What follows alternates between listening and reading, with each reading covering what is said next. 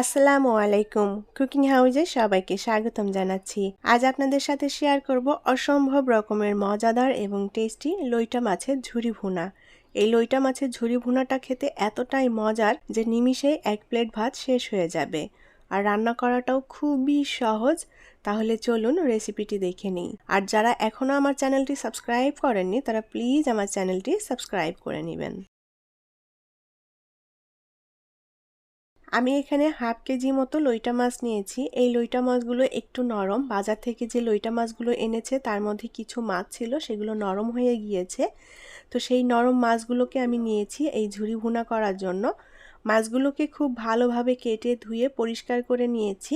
পরিমাণে কেউ কম বেশি করে রান্না করতে চাইলে সেই পরিমাণেই মাছগুলো নিয়ে নিতে হবে। আমি এখানে হাফ কেজি পরিমাণ মাছ নিয়েছি। প্যানে পরিমাণ মতো তেল দিয়ে দেব। আর এই রান্নাতে তেলের পরিমাণটা একটু বেশি লাগবে।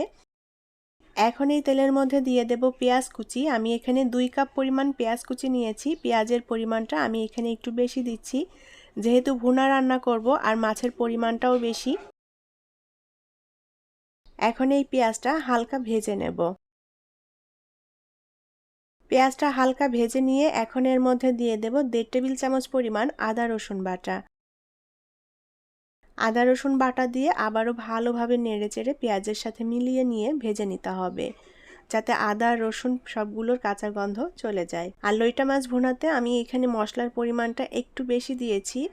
ভুনা রান্নাতে মশলার পরিমাণটা একটু বেশিই লাগে। তো মশলাটা আপনারা আপনাদের মতো অ্যাডজাস্ট করে নেবেন, যে যতটা খেতে পছন্দ করেন। পেঁয়াজ আদা রসুন সবকিছু ভেজে নিয়েছি। এখন এর মধ্যে দিয়ে দেব 1 টেবিল চামচ পরিমাণ শুকনা মরিচের গুঁড়া, স্বাদ মতো লবণ, হাফ চা চামচ পরিমাণ হলুদ গুঁড়া, 1 চা চামচ জিরা গুঁড়া আর 1 চা চামচ ধনিয়া গুঁড়া। মশলাটা দিয়ে দিলাম। এখন অল্প আঁচে ভালোভাবে নেড়েচেড়ে আমি মশলাটা একটু ভেজে নেব।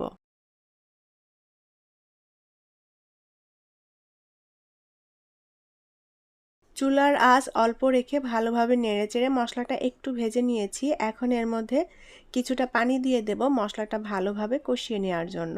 মশলাটা ভালোভাবে কষানো হলে মাছের টেস্টটাও ভালো আসবে।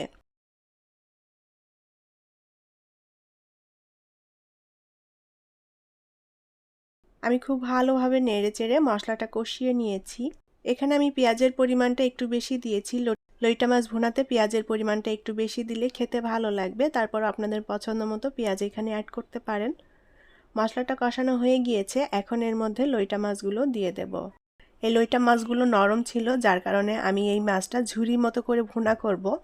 মাছগুলো দিয়ে আলতো করে নেড়ে দিতে হবে। আর মাছগুলো খুবই নরম, এটা এমনিতেই ভেঙে যাবে নাড়ানাড়ি করতে, তাই আলাদা করে আর ছোট টুকরো করে দেইনি, আস্তই দিয়ে দিয়েছি। মাছগুলো মশলার সাথে আলতো করে নেড়ে চেড়ে মিলিয়ে নিয়ে একটু জাল করে নিতে হবে।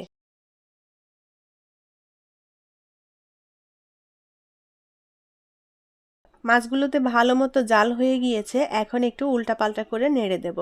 আর মাছগুলো এভাবে নাড়াচাড়া করতে করতেই মাছগুলো ভেঙে একেবারে ঝুরঝুরা হয়ে যাবে। উল্টাপাল্টা করে নেড়ে দিতে হবে যেন মাছগুলোতে সমানভাবে জাল পড়ে। আর এখানে কিন্তু কোনো পানি অ্যাড করতে হবে না। যে পানিটা ছিল এই পানিতেই মাছটা সেদ্ধ হয়ে যাবে এবং রান্নাও হয়ে যাবে। যেহেতু আমি মাখো মাখো করে ভুনাটা রান্না করব, তাই এখানে আর কোনো পানির প্রয়োজনীয় হবে না। চুলার আঁচটা অল্প করে দিয়ে খুব ভালোভাবে নেড়েচেড়ে মাছটা রান্না করে নিতে হবে। মাছটা কিন্তু ভেঙে একেবারে ঝুরঝুরা হয়ে গিয়েছে। আর মাছের ভিতরে যে কাঁটা আছে, চাইলে আপনারা কাঁটাগুলো বেছে ফেলে দিতে পারেন। তবে লইটা মাছের কাঁটাটা ফেলার দরকার নেই। কাঁটাটা নরম আর খেতেও ভালো লাগে। কাঁটাটা চিবিয়ে চিবিয়ে কাঁটাটা খেতে কিন্তু খুবই মজার। তো মাছের কাঁটাটা আমি ফেলছি না, কাঁটা সহই মাছটা ঝুরি ভুনা করে নিচ্ছি। আপনারা চাইলে কাঁটাগুলো বেছে ফেলে দিতে পারেন। অল্প আঁচে ভালোভাবে নেড়েচেড়ে আমি মাছটা ভুনা করে নিয়েছি। এরকম মাখো মাখো হবে। আমি কিন্তু এখানে কোনো ঝোল রাখবো না, আর এই মাছে সাধারণত ঝোল রাখা হয় না। মাছটা আমি খুব ভালোভাবে ভুনা করে নিয়েছি আর মাখো মাখো হয়ে এসেছে। আপনারা দেখেই হয়তো বুঝতে পারছেন কতটা লোভনীয় হয়েছে দেখতে। আর মশলার উপরে তেলটাও ভেসে উঠেছে। লইটা মাছের ঝুরি ভুনাটা রান্না করা হয়ে গিয়েছে। এখন আমি চুলা থেকে নামিয়ে নেব। তৈরি হয়ে গেল খুব সহজেই অসম্ভব মজাদার এবং টেস্টি লইটা মাছের ঝুরি ভুনা। এই লইটা মাছের ঝুরি ভুনাটা সাদা গরম ভাত দিয়ে খেতে জাস্ট অসাধারণ। নিমিষেই প্লেটের ভাত শেষ হয়ে যাবে।